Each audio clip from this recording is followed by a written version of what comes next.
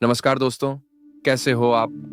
मेरा नाम देव है। आज मैं फिर लेकर आया हूं आपके लिए एक नई दिल दहला देने वाली कहानी। दोस्तों, कहते हैं ना कि जब जब इस सृष्टि में दो महान शक्तियों का आमना सामना होता है तो तब तब महाहानि होती है। फिर चाहे वह मनुष्य हो या फिर कोई देवीय शक्ति। ऐसा ही कुछ इस कहानी में भी हुआ। कहते हैं ना दोस्तों, बुराई चाहे कितनी भी शक्तिशाली क्यों ना हो, अच्छाई के सामने नहीं टिक पाती।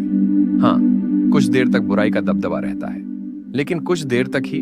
दोस्तों, मैं आपका कीमती समय ज्यादा न लेते हुए अपनी वाणी को यहीं पर विराम देता हूं। इस कहानी में आगे ऐसी कौन कौन सी भयानक घटनाएं घटित हुई, उसे आपको मेरी सहयोगी मंजू विस्तार पूर्वक बताएंगी। रात का समय था।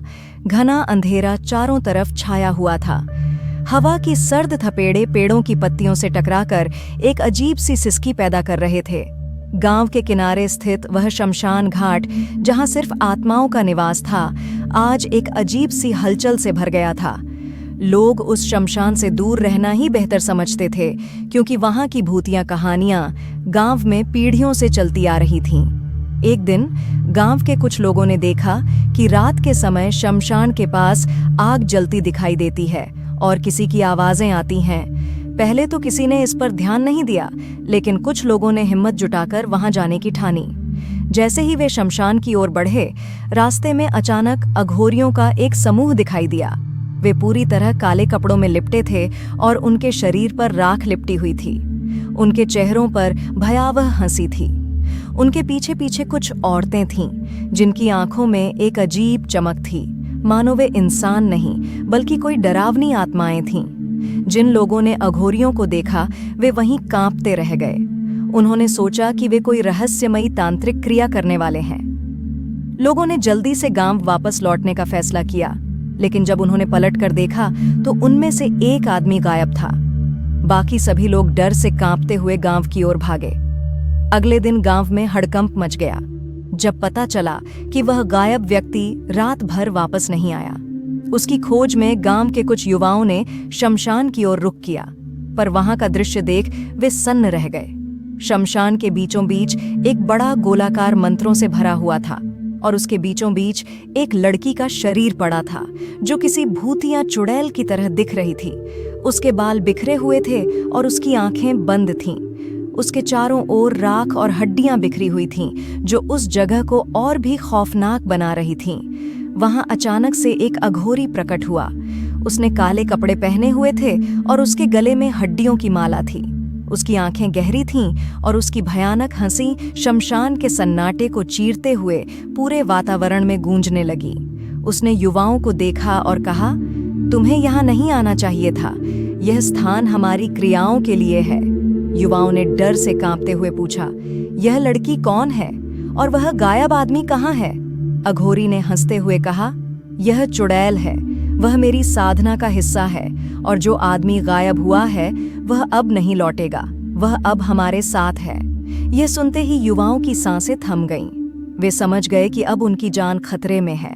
अघोरी ने अपने मंत्रों का जाप शुरू किया। जैसे ही उसने कुछ विशेष मंत्र बोले, उस चुड़ैल की आंखें धीरे धीरे खुलने लगीं।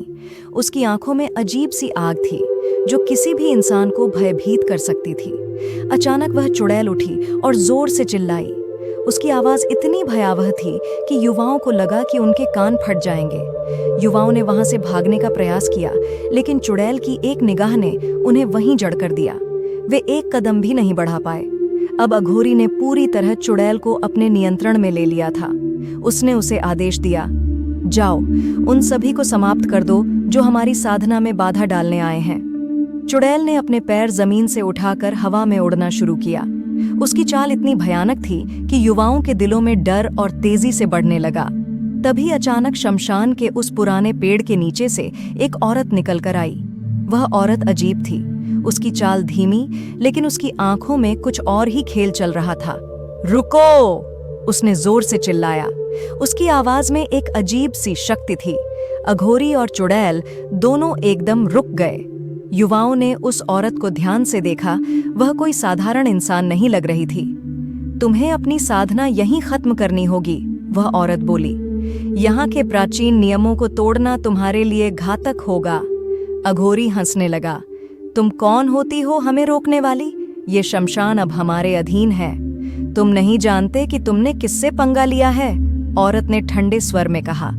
उसकी आंखों में एक अजीब सी चमक थी जो किसी गहरे रहस्य की ओर इशारा कर रही थी। और फिर जैसे ही वह औरत कुछ और कहने को हुई, अचानक से उसके चारों ओर अजीब सी ऊर्जा का घेरा बनने लगा। वह अब कोई साधारण औरत नहीं थी, वह स्वयं शमशान की रक्षक आत्मा थी।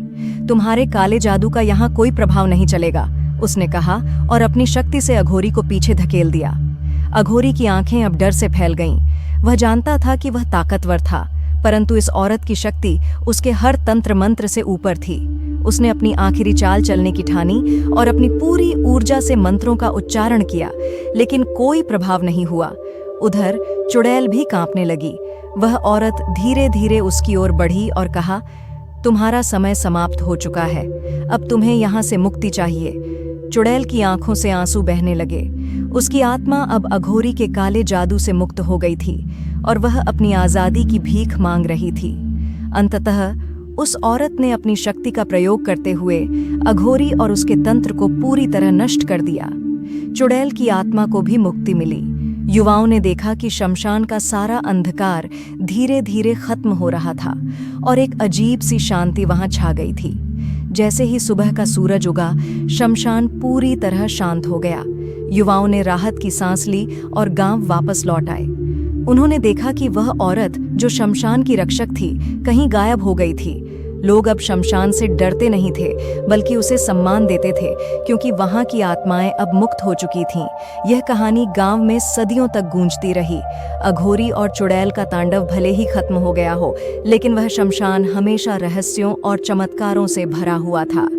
दोस्तों, कैसी लगी आपको मेरी यह कहानी? आप मुझे कमेंट करके ज़रूर बताएं और हमारे चैनल डरावनी दस्तक को लाइक और सब्सक्राइब करें।